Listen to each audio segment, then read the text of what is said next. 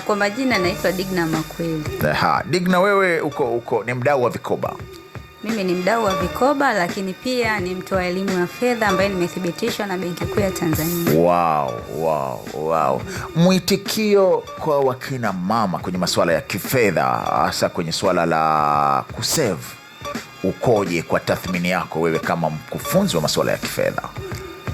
Mwitikio wa kina mama kwenye masuala ya fedha, mama wanatafuta hela nazo, lakini kwenye swala la kufanya investment ni changamoto kidogo. Kwa hiyo tunajitahidi kuwapa elimu.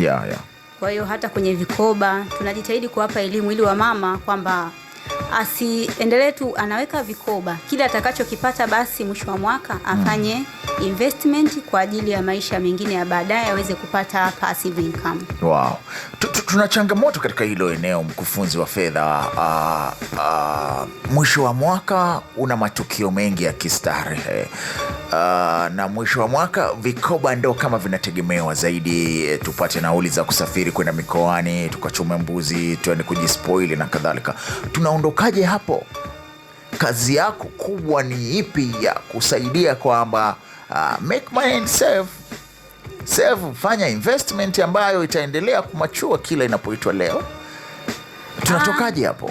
Mimi binafsi huwa ninawashauri wa mama kwamba unajua kabisa kwamba mwakani kuna Disemba, mwakani kuna Januari, muone.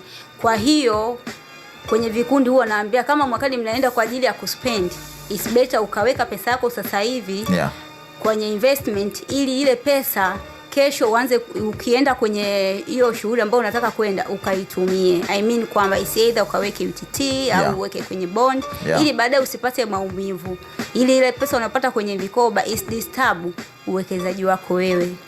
Yes.